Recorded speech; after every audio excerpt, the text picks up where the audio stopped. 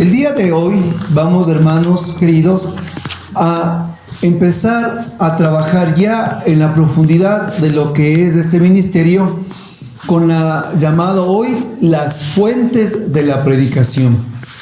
Y en las fuentes de la predicación vamos a sumergirnos de tal manera que para nosotros van a convertirse en las 4 herramientas principales para todo predicador. Miren, mis hermanos, nadie puede nadar por correspondencia. No podemos decir aquí, a ver, primera semana vamos a estudiar lo que son las piscinas, ¿ya? Segundo, el agua, el cloro y las propiedades de una piscina. Tercera semana, la pantaloneta o su bikini, ¿no es cierto? Cuarta semana, clavado, chapoteo, baile, ¿cómo es? Nadito del perrito, tortuga y todo lo demás. Quinta semana, sexta, total llamadas octava. Aquí sacan todos 10 sobre 10 las pruebas. La siguiente, todos a nadar. Se puede, viene la charito, se bota y como piedra se cae, ¿verdad? Y va a salir media ahogada, pero yo saqué 10 sobre 10, va a decir, ¿por qué me ahogué? Porque nunca nadó. Porque nunca se metió al agua. Solo aprendió. Teórico, exactamente. Solo aprendió teórico.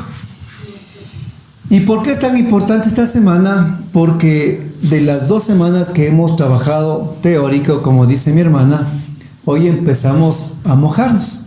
Vamos a empezar a chapotear, mi hermano. Tranquilos, no se preocupe, porque nadie se pega una olímpica de golpe, ¿no? Primero los piecitos, chapoteo. ¿Por qué? Porque usted tiene que entender que a manejar una bicicleta, ¿cómo se aprende? Eso, quedarse sin dientes, muy bien. Sin rodillas, sin codos y todo. Así aprende la bicicleta. Y el que diga lo contrario no aprendió a manejar bicicleta. ¿Cómo usted aprende a caminar? No, gateando. Muy bien, gateando. ¿Cómo aprende a usted a hablar una persona, un bebé? ¿Cómo aprende? Balbuceando. Exactamente. Y manejando, ¿cómo usted aprende? Aquí está la palabra, camaroneando, dice. Con instructor y camaroneando. En vez de usted va cantando, remolineando, va diciendo, voy camaroneando, dice, ¿no es cierto? Y es camaroneadas, son tenaces, ¿no? Pero así se aprende. Y ahora dígalo conmigo, a predicar se aprende. Predicando. Y para nosotros ahora estas 4 fuentes son las que nos van a ayudar a predicar, nos van a ayudar a balbucear, nos van a ayudar a caernos de la bicicleta y nos van a ayudar a gatear. Y estas 4 fuentes para nosotros van a ser la clave como una edificación, las 4 columnas para un predicador.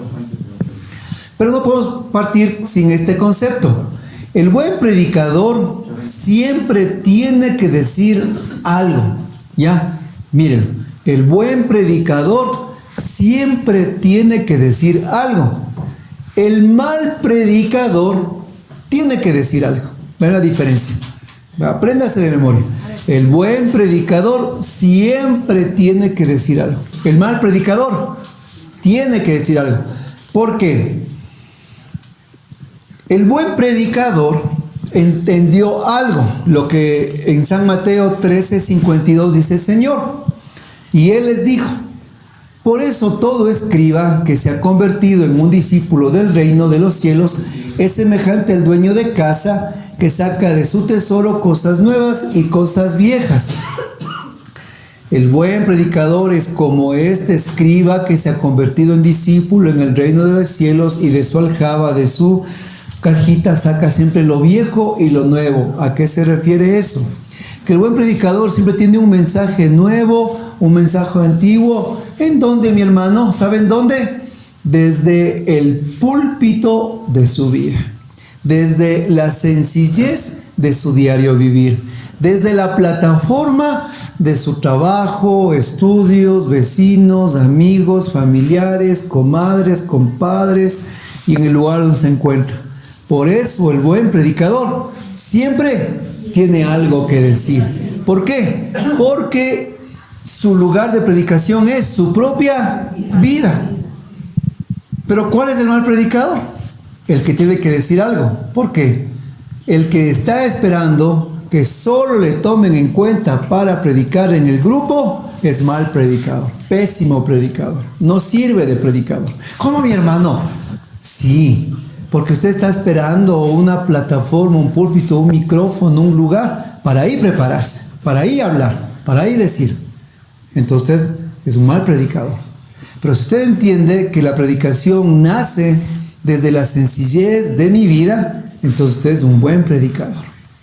Porque no está esperando cada 8 o cada vez que me designen en el grupo. Chuta, ¿y eso cuándo llegará? Pues una vez al mes, una vez a los 2 meses. Entonces yo seré un predicador de 2 a 3 meses más o menos. Y el resto del tiempo, naranjas. No es así. Entonces ese es un mal predicador. Pero por ejemplo, si usted va en el Uber, si usted va en el Supermaxi, si usted va en cualquier lugar donde se encuentre, si usted va a su cliente que vino, no sé, un corte de cabello, una atención en su viaje de turismo, y usted le dice, Dios le bendiga, o usted le da por lo menos una palabra de aliento, usted es un buen predicador. Yo recuerdo, estaba en el trabajo, y bajaba corriendo y me iba, algo iba a hacer, creo que alguna cotización, y le encuentro a mi papá con un señor alto, así, tipo Pablo Lara, ¿no? Así medio fuerte, medio bravo, medio con cara de pocos amigos, ¿no? Así a primera vista, ¿no es cierto? Parecía guardaespaldas de alguien. Entonces yo dije, este señor, digo, qué raro, así, yo ya le juzgué al vele, yo digo, vienen a pasar tiempo, se le veía medio duro, y mi papi conversando, y me fui, dije, bueno, va a ser alguien que pasa tiempo. Total, volví como a las 2 horas y les veo sentados ahí en la oficina. Y digo, ¿qué pasó? ¿Están ya cerraron por lo menos un negocio? No, dice, desde que te fuiste le estoy evangelizando, me dice. Y este señor está, dice, encantado, feliz. Y así era mi papá, en verdad. A veces cliente que llegaba, terminaba mi papá evangelizándoles, hablándoles de la palabra. Entonces yo, por ejemplo, yo ya juzgué. Yo dije, esta persona, yo ya vi una persona dura. Pero al final era alguien necesitado de Dios. Entonces ese es el buen predicador, que no necesita el púlpito del grupo para decir, como una vez me dijo un hermano del grupo, hermano Rubén, estoy listo para que me ponga a mí a predicar, póngame al frente. Y le dije, bueno, está bien, le digo, pero aquí en el grupo de oración, ¿tú quién has traído por tu predicación? A nadie, dice. Y de tu familia, peor, dice. Pero aquí sí quiero predicar, dice, aquí en el grupo sí quiero predicar. Entonces digo, si tú no predicas ni a tu familia, ni en tu vida, entonces aquí ¿qué vas a hacer? Es un show, simplemente, porque aquí solo es el resultado de mi vida. Amén. Amén. Entonces, como les dije, vamos a construir estos 4 cimientos y vamos a dar un paso adelante. Hebreos capítulo 6, versículo 1. Hoy vamos a ser constructores. Y en Hebreos 6:1 nos dice, con todo, dejemos las primeras enseñanzas sobre Cristo y pasemos a cosas más avanzadas. No vamos a echar una vez más las bases. Palabra de Dios. Repito nuevamente, con todo, dice San Pablo, dejemos atrás, se acabó, las primeras enseñanzas y pasemos a cosas más avanzadas. No vamos a echar nuevamente las bases. Hoy vamos a ver cosas más avanzadas. Vamos a dejar las primeras enseñanzas y a un ladito, porque ya esas bases en ustedes que están aquí y están en este ministerio ya tienen que estar bien cimentadas. O sea, aquí ustedes no van a hacerme preguntas recién sobre qué es el bautizo, preguntas de qué es la comunión, o sea, preguntas que ya en este momento de su caminar espiritual tienen que estar ya totalmente bien contestadas. Por eso hoy es el momento de avanzar. Y algo que sucede en nuestro grupo de oración es que nos quedamos siempre en lo mismo. Nunca avanzamos. Siempre estamos en lo mismo. Siempre estamos en lo mismo y estamos en los primeros fundamentos, en las primeras bases y no avanzamos, como dice San Pablo, a cosas o enseñanzas más elevadas. Entonces, en esta construcción son las 4 fuentes. Y antes de darle el nombre de las 4 fuentes, para que ustedes vean cuáles son, les voy a contar una historia. Un día estaba almorzando y cuando llegan mis hijos del colegio, papá, se rompió las llaves dentro de la cerradura. Y estábamos almorzando porque teníamos que volarnos al grupo oración y ya era el tiempo, la hora, y tenía mi esposa que dejar algunas cosas. Y se han pasado estos momentos donde todo se hace así, ta, ta, ta, ta, ta, ta, ta. Y si empieza a salir tarde, se fregó todo. Y ahora, la puerta de la casa, ¿qué hago? Entonces bajo, me quedo viendo la cerradura. Y lo primero que hice, ¿no? Como el planeta de los simios, tratar de sacar con el dedo. Nada. Entonces dije, no, o sea, aquí estoy pasando el tiempo. Entonces subí y bajé herramientas. Bajé un martillo. Por si acaso me frustraba y le daba de martillazos. Bajé un alicate, un destornillador, herramientas grandes. Y empecé.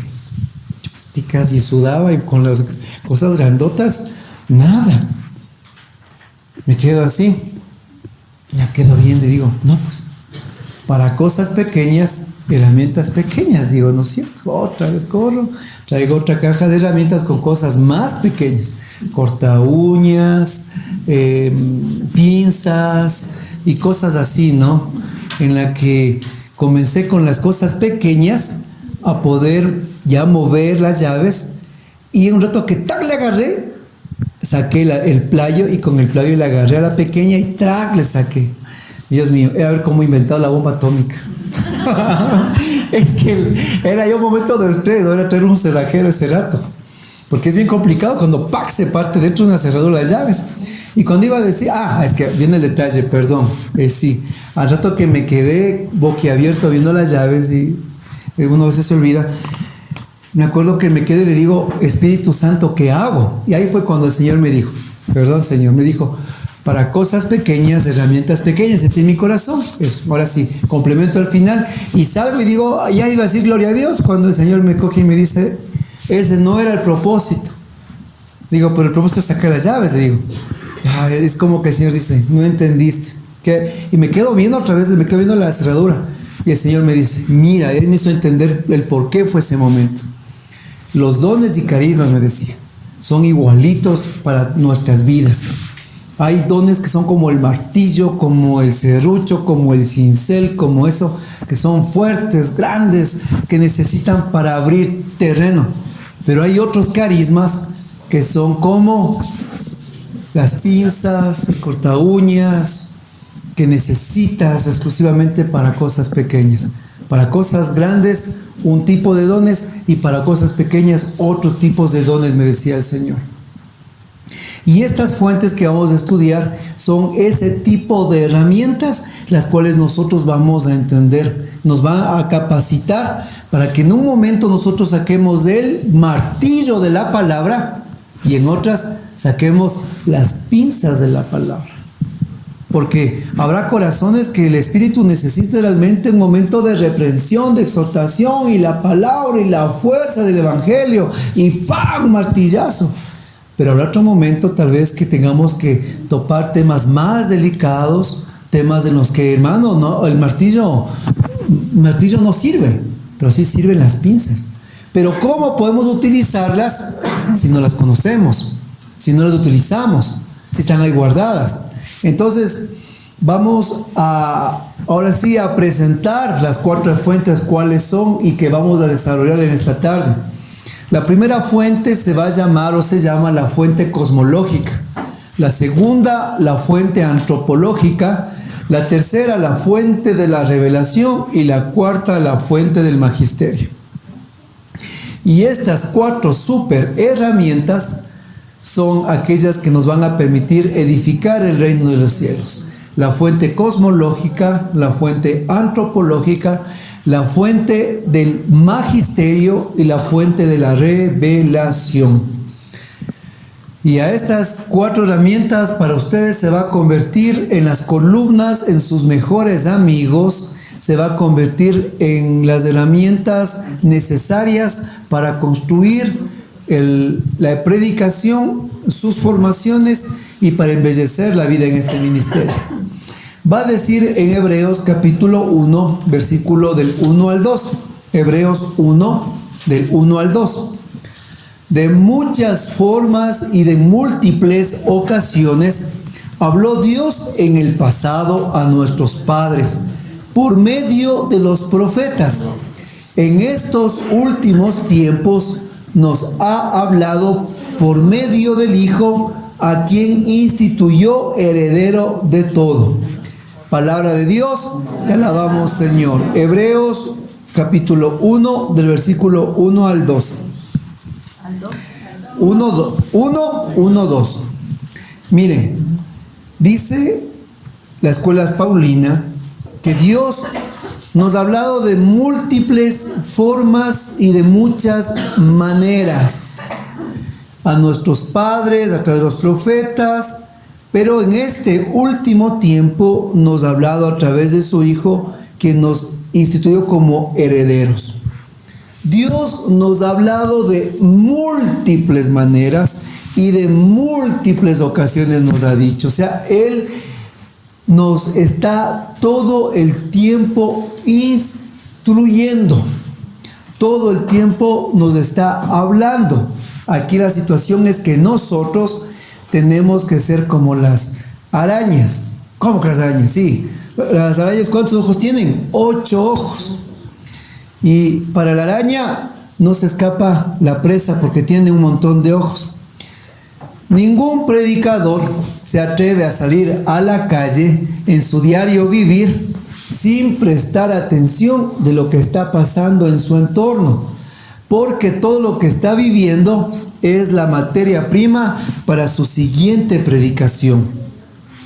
Hermano, un concepto clave: tenemos que aprender a ver la voz de Dios en la voz de todas las cosas. A ver, anótelo, a los dormidos especialmente. Hay que aprender a ver o escuchar la voz de Dios en la voz de todas las cosas, porque nos habla de múltiples maneras. Y donde nadie ve nada, donde nadie entiende nada, el predicador lo ve todo, lo entiende todo, porque ha adquirido una sensibilidad que va más allá del diario o el natural común. A lo que dice en la misma carta a los Hebreos, empieza el hombre espiritual maduro en la fe a masticar comida sólida y a dar comida sólida. Y ahí dice en esta carta que en cambio el que se ha quedado en la carne solo toma leche y no quiere nada más que leche. Y se ha quedado en la leche, dice, porque se ha quedado en los primeros fundamentos.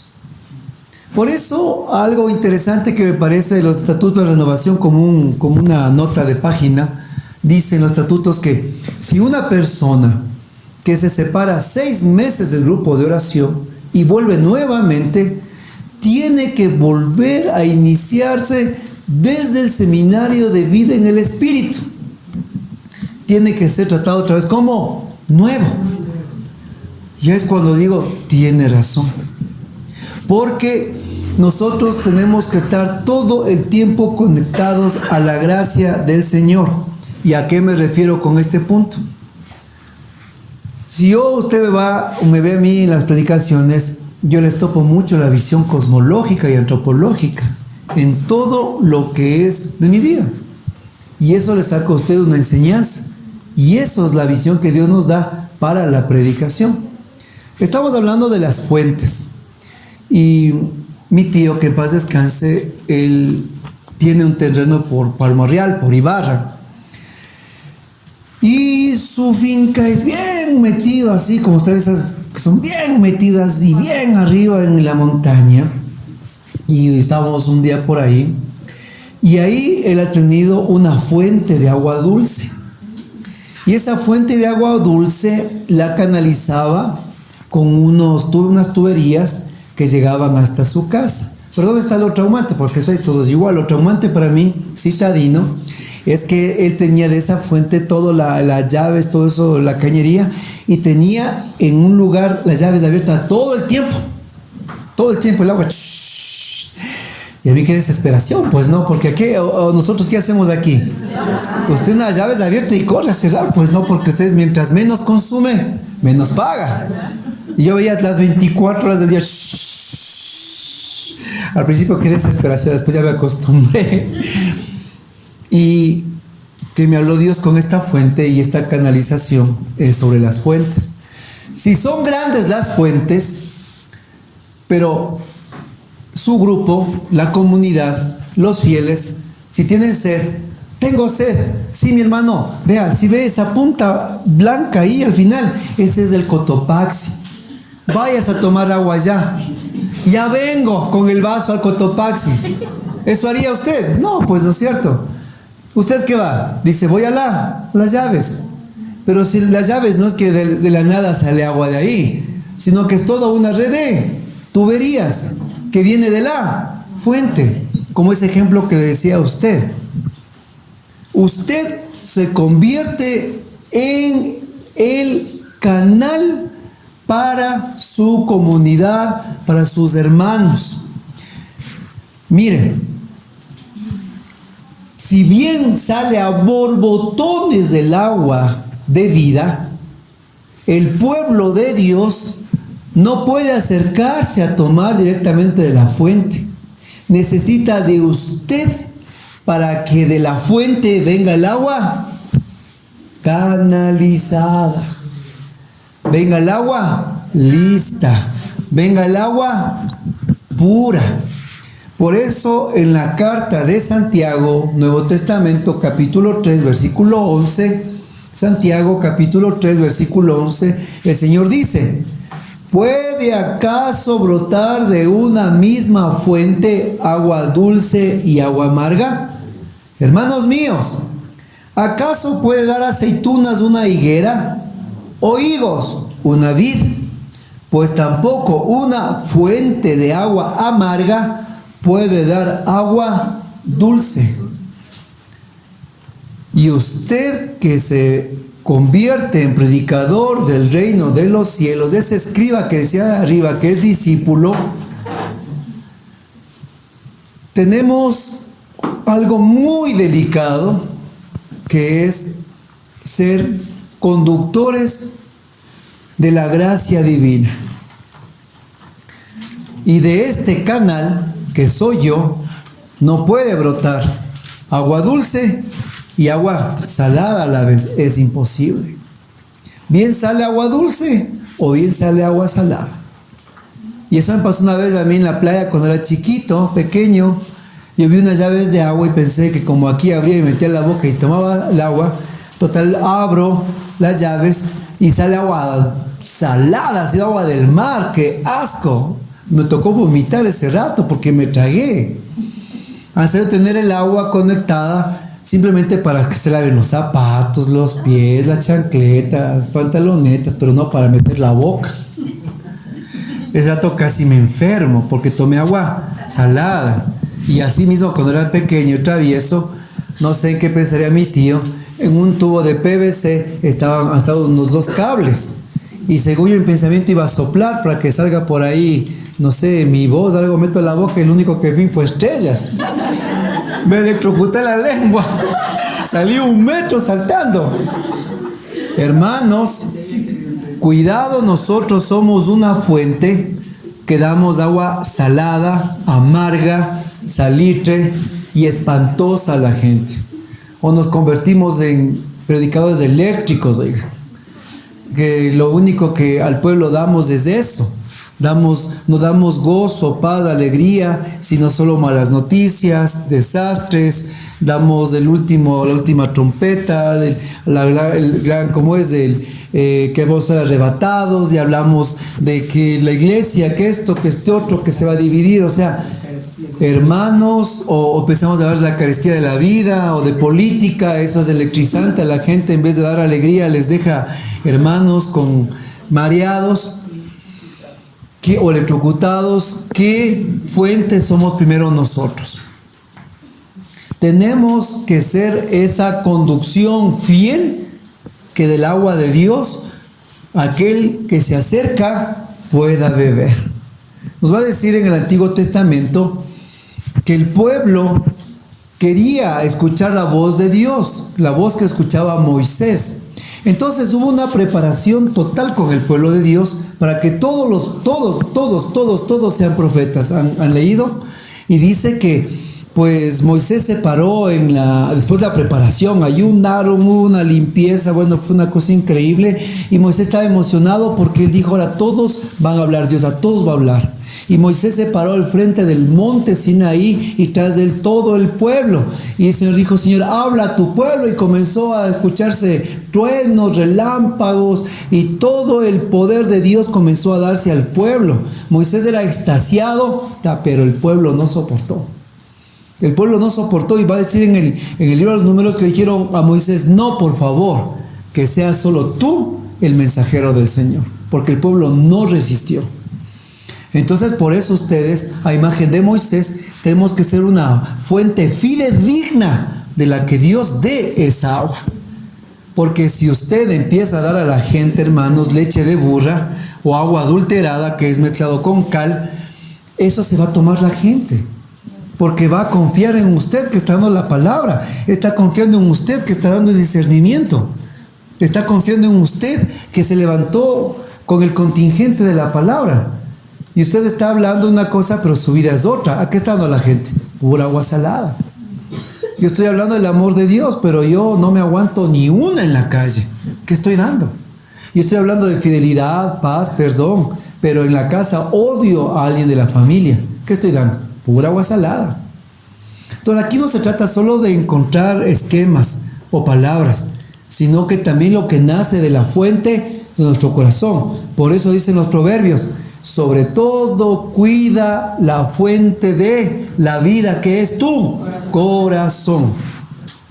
Entonces tenemos que estar nosotros conectados, injertados a la fuente. Y de esa fuente nuestra propia vida. Y para finalizar, otro ejemplo. Yo estaba parado en mi terraza y veía cómo llovía como estos días y cómo el agua fluía y de repente veo que la canaleta se ha tapado y el agua que venía con tanta fuerza, ¿qué sucedía? Se desbordaba de la canaleta, pero por lo que era por el tubo, ¿qué pasaba? 4 o 5 gotitas. Usted es aquel que va a recoger el agua de la bendición, de la lluvia, de la unción de Dios. Pero si está el pecado en nosotros, si está en nosotros enquistado el desorden, la gracia no va a pasar, mi hermano. Dios va a mandar porque Él es fiel. Pero que desde aquí, hermanos, lo que va a pasar son solo gotitas y agua sucia. Amén. Amén. Listo, entonces. En Romanos capítulo 1, carta a los Romanos capítulo 1, versículo 20. Lo invisible de Dios, lo invisible de Dios desde la creación del mundo se deja ver a la inteligencia a través de sus obras, su poder eterno y su divinidad. Bienvenido, vamos a discernir en este momento la fuente cosmológica. Y abrimos el camino con Romanos 1:20. Primer punto. Hasta este momento fue solo la construcción de las fuentes. Ahora nos adentramos a ella, la fuente cosmológica. Romanos 1:20 dice que lo invisible de Dios, mire, lo invisible es lo que no se puede ver. Y que aquello que ha sido lo invisible de Dios desde la creación del mundo, lo invisible de Dios se deja ver a través de la inteligencia de sus obras. O sea, que a través de las obras de Dios en su creación, nosotros podemos ver su poder y su divinidad. ¿Sí está claro? que nosotros podemos ver el poder eterno y la divinidad de Dios, aquello que es invisible, pero se permite que nosotros podamos mirarlo a través de sus obras en la creación. Eso es la voz, o esa es la fuente cosmológica. En pocas palabras, toda la creación me habla de Dios. Y toda la creación para mí es la materia prima de mi predicación. ¿O de qué les estoy hablando yo a ustedes? ¿O de qué les vengo diciendo a ustedes? La visión cosmológica. Todo el tiempo les vengo hablando, ¿no es cierto? Les vengo hablando de la fuente acá, de este lugar acá, acá. ¿Por qué? Porque la visión cosmológica nos permite a nosotros mirar cómo Dios nos está hablando. Ahora, el predicador se vuelve en un detective. ¿Detective de qué? De lo invisible de Dios. Pero es invisible para los ojos de aquellos que miran con los ojos de la carne, que miran con los ojos naturales. Para ellos es invisible. Pero para usted, que es un detective del reino de los cielos, lo invisible de los demás, para usted es visible. Visible, totalmente visible. Y es asombroso. ¿Por qué? Porque la palabra de Dios salta de la Biblia a mi diario vivir. Porque la palabra de Dios, los citas, los versículos, la palabra, los textos, saltan a mi diario vivir. En las cosas más sencillas de mi vida. Mientras todo el mundo se corre por un aguacero, yo en el agua, yo estoy ya pensando en los torrentes de agua eterna. Mientras todos se quejan del calor, yo que estoy pensando, ¿cómo van pasado los israelitas allá en el desierto? Esto no es nada. La palabra de Dios empieza a hablar a mí en todo. Soy un detective. Pero ese detective se vuelve en un traductor. Pues nosotros, en esa voz de Dios que está en todas cosas, tenemos que aprender a traducirlo de forma sencilla al pueblo de Dios. La creación del mundo en la naturaleza se deja a través de ver de mi inteligencia, y yo tengo que aprender a traducirla a todos los demás, lo que Dios me está mostrando en mi vida. Yo soy un traductor de las obras divinas para el pueblo de Dios. ¿Se da cuenta? Yo tengo que traducir de forma fácil, digerible, papilla, masticado. Si yo me extasié mirando tal vez un monte, lo primero que Dios me está hablando a mí en el Salmo 121, le dirijo mi mirada hacia los montes, ¿de dónde vendrá mi socorro? Mi socorro viene del Señor. Y empiezo a conversarles. Miren, yo estaba pasando y de repente vi el Cotopaxi, me vino esta palabra y les empiezo a evangelizar. Dios me está hablando a través de la naturaleza. Pero yo estoy traduciendo al pueblo. Y especialmente como soy un detective y traduzco, entonces yo siempre tengo que mirar con la lupa del Espíritu Santo. ¿Y qué tengo que mirar con la lupa del Espíritu Santo? El poder eterno de Dios y su divinidad en las cosas más sencillas de la naturaleza. Con la lupa del Espíritu Santo, mirar el poder eterno de Dios y su divinidad en las cosas más sencillas y humildes que me presenta el diario vivir. Entonces les voy a hablar de 4 ejemplos de la visión cosmológica para que les quede totalmente claro. El primer ejemplo se llama Alfa y Omega, basado en Apocalipsis capítulo 1, versículo 8. Jesús en el Apocalipsis 1:8 se presenta diciendo: yo soy el Alfa y la Omega, el principio y el fin. Para lo que era el abecedario en griego, la alfa era el principio y la omega era el final. Eso lo sabemos de memoria. Pero vamos a trasladarlo del alfabeto griego, vamos a trasladarlo a la visión cosmológica en la naturaleza, hablando de los lobos. El lobo alfa es el más fuerte, es el líder de la manada, es el macho y es aquel el cual cuida y protege a todos los demás lobos y lobeznos. Pero cuando un lobo joven viene y le empieza a retar por el puesto, hay una pelea entre los lobos y el perdedor de la pelea se vuelve en el lobo omega. Y ahí suceden dos puestos dentro de la manada. El alfa que está adelante, ¿saben qué es? Es el líder, es el nuevo líder. Es aquel que guía, que lleva a la manada, aquel que la dirige, aquel que está pues llevándole por los caminos, senderos, montañas, qué animales cazar, qué no cazar. Pero el que se transformó en omega, que está al final, tiene una función, que es el anterior líder que salió atrás.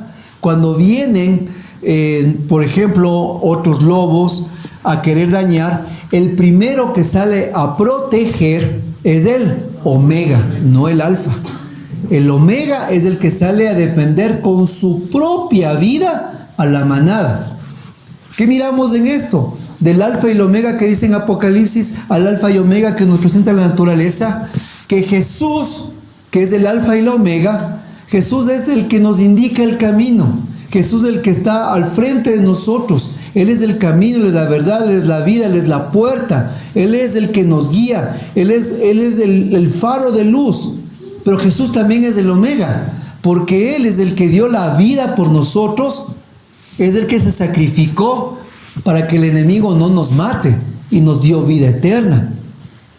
Pero también me salto adentro de las comunidades, que los servidores también tienen que aprender a ser alfa y omega, pero lamentablemente mucho servidor se ha hecho solo alfa. Les gusta dirigir, les gusta estar al frente, les gusta mandar, pero ya no quieren dar la vida por sus ovejas. Entonces, como a mí la visión cosmológica ya me dio una predicación maravillosa, ¿se da cuenta? Y hermosa. ¿Cuántos elementos ya he trasladado aquí? He trasladado la palabra, he trasladado históricamente el alfabeto griego, he hablado de la naturaleza, he trasladado ¿a qué? Al discernimiento del evangelio, y eso lo he aplicado a la vida de la comunidad. ¿Sí está claro? Están asustados.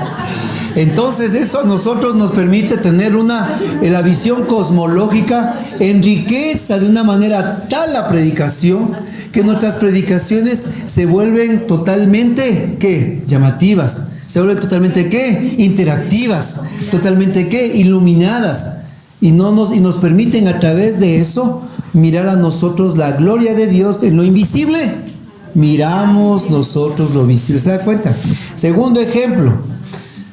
Esta me pasó a mí, la historia del abejorro. Le digo yo, estaba un día en la mitad del mundo y estaba un abejorro grandote que él volaba y todos se agachaban porque el abejorro estaba pues ahí molestando. Y de repente el abejorro, ¡pax!, le vi que se cayó ahí ahí estaba como caminando, y de repente unas hormigas grandes se lanzaron y el abejorro como que se movió las alas, un poquito más, voló y se libró. Pero poco a poco, no sé qué estuvo el abejorro, creo que enfermo o algo, que poco a poco las hormigas le olfatearon y terminaron de una en una y le exterminaron al abejorro. Y mientras yo me quedaba viendo ese cuadro asustado y totalmente, digo, me quedé así, no digo, nunca he visto alguna depredación así tan en mi frente. Me vino a mi mente la palabra del Señor en Timoteo 2:22. En ese momento que veía el abejorro, que dice en Timoteo 2:22, huye también de las pasiones juveniles y sigue la justicia, la fe, el amor y la paz con los que de corazón limpio invocan al Señor. El Señor me hacía entender que yo soy el abejorro y que si yo estoy dedicado al amor, a la paz, a la justicia, pues vuelo, mis hermanos, como dice, un corazón limpio que invoca al Señor. Pero ¿cuál es el problema? Al principio este abejorro que estaba ahí Una hormiga como que no le hizo mella, 2 tampoco, pero una manada de hormigas le mató. Esas son las pequeñas pasiones. Y las pequeñas pasiones que vamos cayendo son que cuando llega la pasión gorda, hermanos, ahí morimos. Y Dios me decía, huye de esas pasiones, porque de a poco lo que te van es destruyendo, exterminando. Entonces yo me decía, ¿quieres ser como el abejorro? No. Entonces huye de las pasiones, porque hay cosas en la vida que no se ganan enfrentando, sino huyendo. Pregúntenle a José en Egipto, ¿no es cierto? Hermanos, él salió huyendo. ¿Y por qué salió huyendo? Ni porque era ni santo, ni ungido, sino huyó, porque si se quedaba, le gustaba. ¿Y cuántas veces nosotros tenemos que aprender a huir también de las pasiones? A huir de aquello que yo siento que soy débil, que no tengo control, que si sé que en un lugar voy a encontrar a alguien y voy a ceder, mejor no voy. Que si sé que en este lugar van a dar licor, bebidas, y voy a caer, mejor no voy. Huye, como el abejorro, ¿se da cuenta? O otra predicación tomada de la visión cosmológica. ¿Qué vamos utilizando? Lo que Dios me habla, hermanos, de naturaleza. Le sustento en la palabra y le exhorto a un cambio de vida. Amén. Amén. La tercera historia, esta historia de cambio le encanta a mi esposa que le cuente. No. Es de una de las historias favoritas que ella dice, cuenta. Esto me pasó a mí cuando yo tenía 18 años, 19 años. Es la tercera. ¿Cómo se llama la tercera? Se llama la historia del perro, se llama. Yo le puse la historia del perro. ¿Por qué? Yo tenía 19 años y ese entonces yo vivía aquí en la Concepción, aquí al norte, y tenía un amigo que vivía justo por San Juan, por las fritadas de San Juan, ¿no? Si los conocen por ahí. Y pues yo en ese momento era más jovencito, más atlético, todo. Entonces me dejó el bus de Miraflores y dije, me voy a ir corriendo todita la cuesta. Dije, ¿y cuánto me voy a demorar en correr todito? No, yo veía todito la cuesta y yo lo único que pensaba es salir como cuando los perros salen corriendo. Igualito, cogí la mochila y me subí todito así, pero como cabra. Y cuando llegué justo a, usted se ve las fritadas de ahí como un mirador, ahí unas gradas, subí todito hecho una flecha. Pero llegué al final ya con el corazón en la boca. Ya no podía respirar, ya no podía dar ni un paso. Ya estaba así, ya se me hacía blanco todo. Que es llevar al extremo, ¿no? Cuando usted es hombre, es así, ¿no? Ya yo, agarrado de un tubo y no podía respirar. Y de repente veo que sale un perro. Sale un perro de un zaguán que estaba ahí, sale el perro. Se queda el perro ahí. Y yo me quedé así, que ya no podía caminar. Y el perro empieza a verme a mí. Y le quedé viendo al perro. Sí. Cruzamos miradas. Y el perro empieza a la panza a inflar y a bajar. Inflar y a bajar. Y de momento el perro me queda viendo y vomita frente a mí. Yo ya le abrazaba al perro, también a vomitar. Porque yo estaba en las mismas.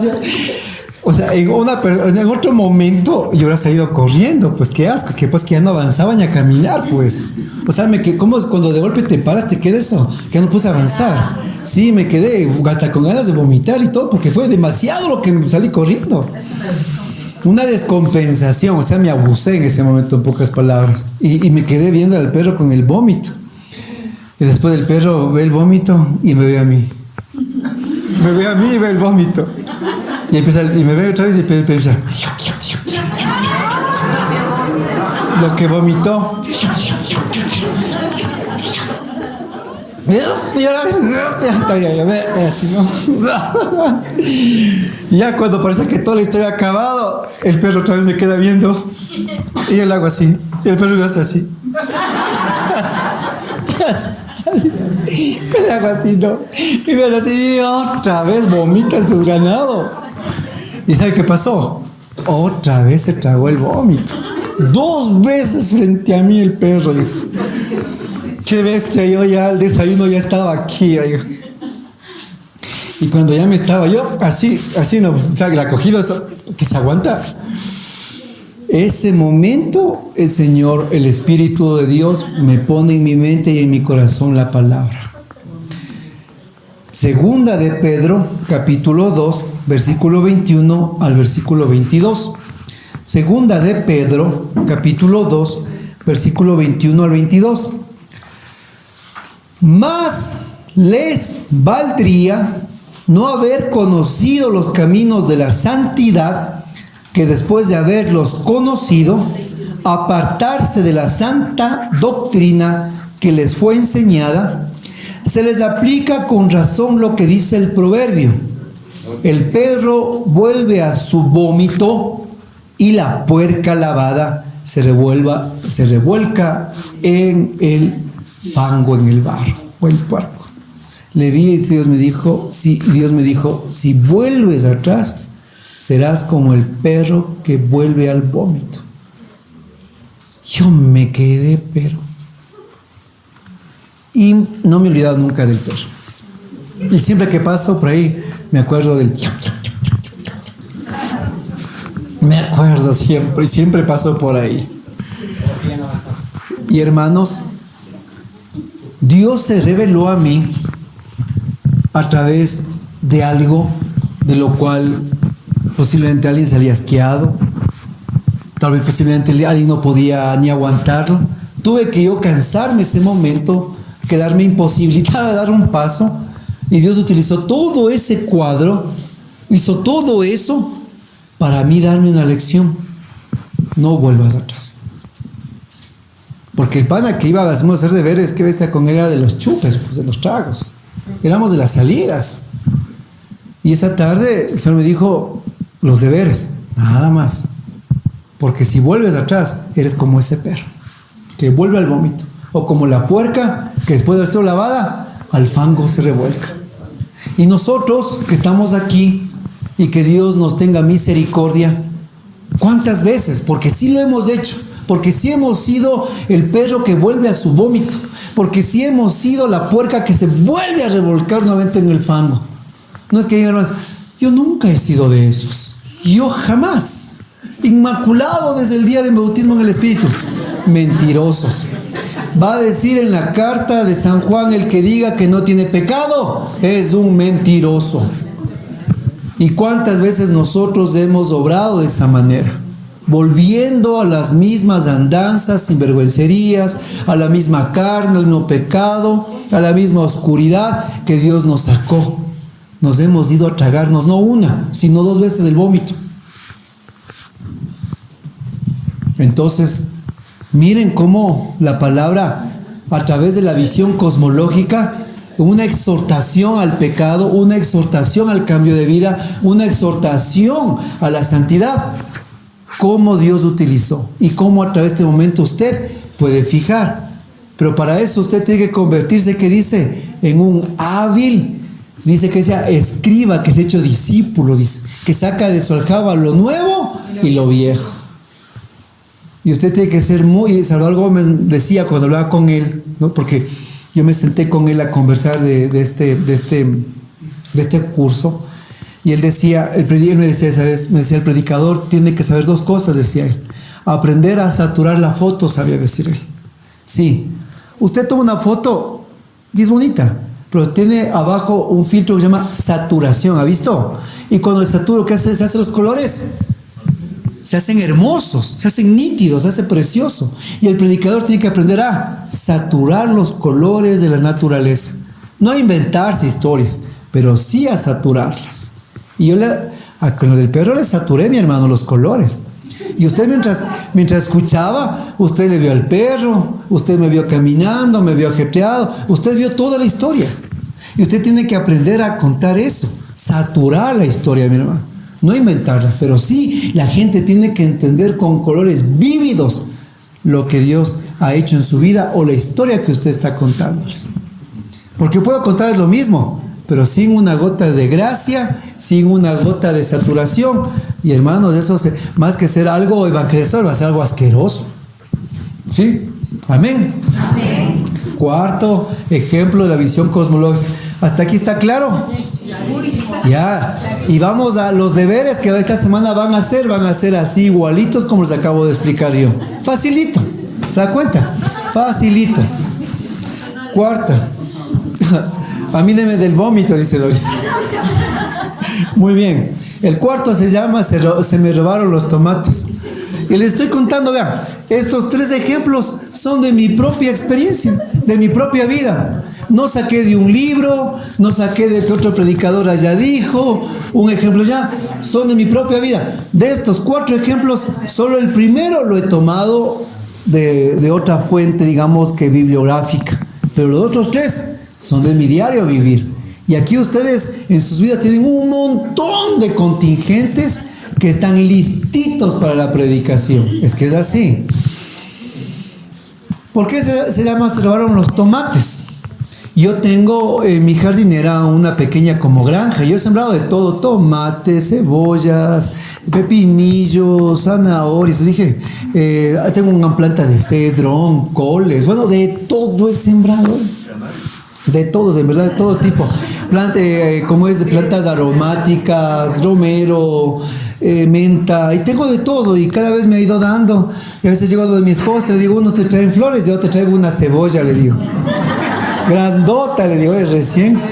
¿Qué hombre querías? Le digo.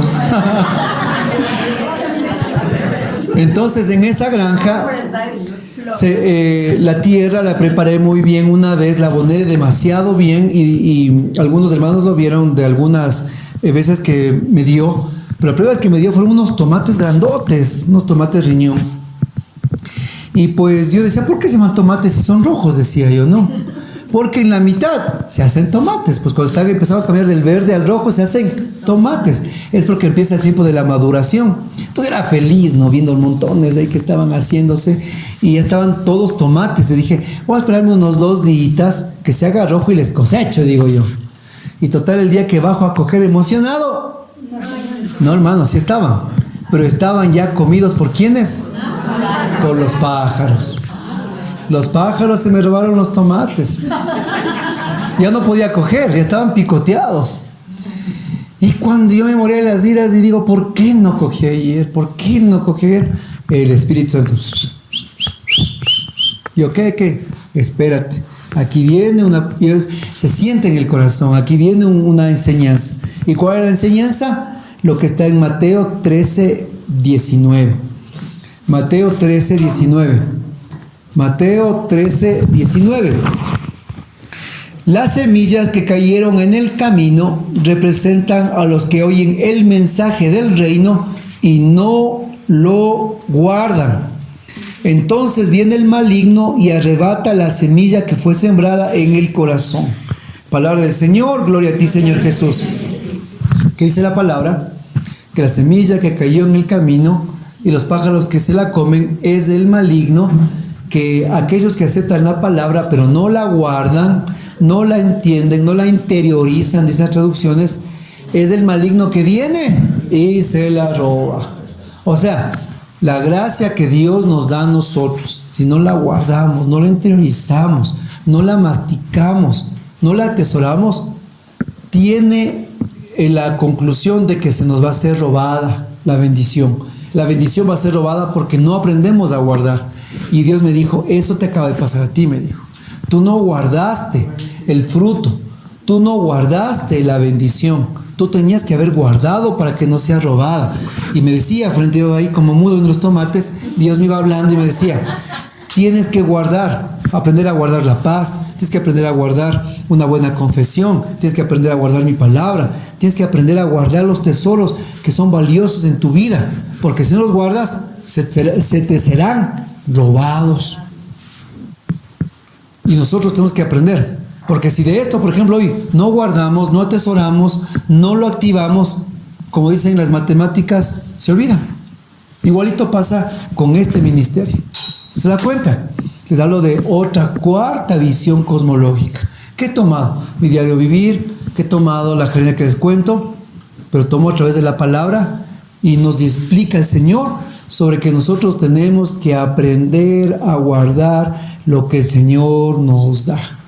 Una exhortación, ¿a qué? A estar despiertos, vigilantes, con los dones que Él nos ha dado, con las gracias que Él nos ha otorgado. Y ahí viene una exhortación más grande que podemos dar sobre lo que es la aplicación de los dones y carismas. Y ya empieza una predicación nueva. ¿Se da cuenta, mi hermano? Entonces, estas cuatro fuentes, esta fuente, que es la fuente cosmológica, Dios nos empieza a hablar en la voz de todas las cosas.